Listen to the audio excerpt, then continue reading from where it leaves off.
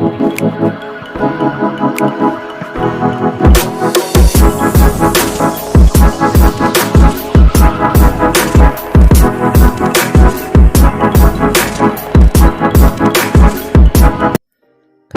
warahmatullahi wabarakatuh. Ketemu lagi pada video keempat kali ini.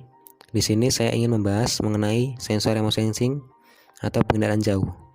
Oke, supaya lebih jelasnya, mari kita lihat slide berikut.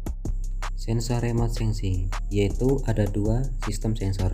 Yang pertama yaitu sensor pasif, dan kedua itu sensor aktif.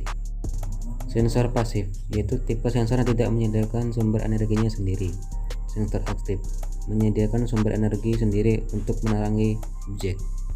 Untuk sensor aktif termasuk kemampuan untuk melakukan pengendaraan dan pengukuran kapan saja.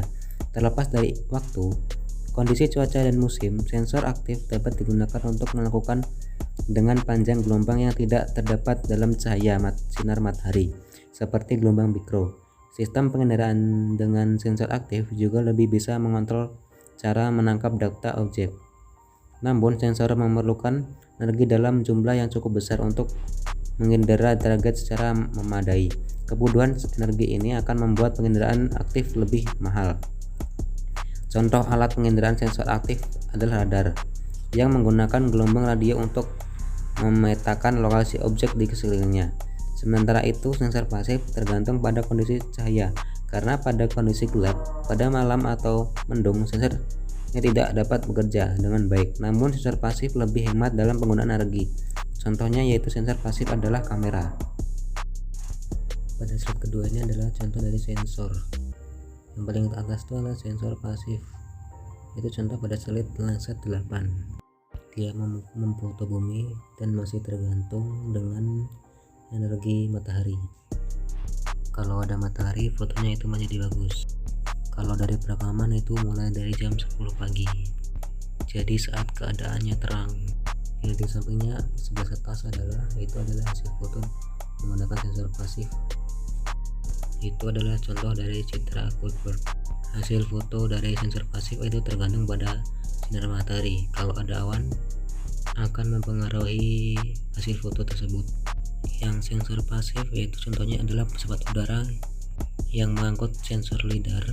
Ada pesawat udara, dia membawa sensor lidar, memancarkan gelombang elektromagnetik ke objek, yaitu contohnya adalah jembatan itu difoto. Sensor lidarnya akan memancarkan gelombang elektromagnetik.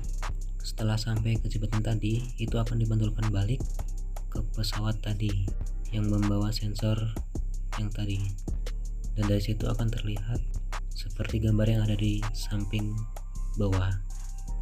Itu penampakan 3 dimensi. Ini cocok sekali untuk menggambarkan topografi suatu wilayah.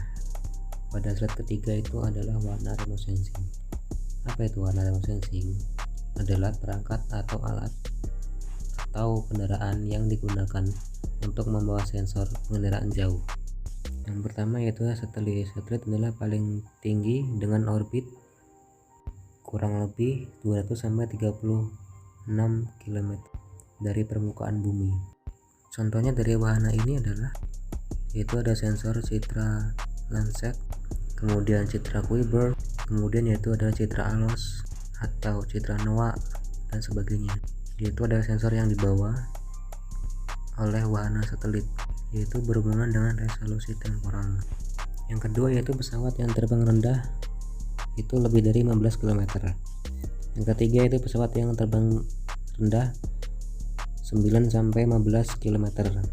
Yang keempat yaitu pesawat yang terbang rendah itu kurang dari 9 km. Sekian penjelasan saya mengenai sensor remote sensing dan warna remote sensing. Apabila ada salah kata mohon dimaafkan. Saya akhiri, wabillahi taufiq wal hidayah. Wassalamualaikum warahmatullahi wabarakatuh.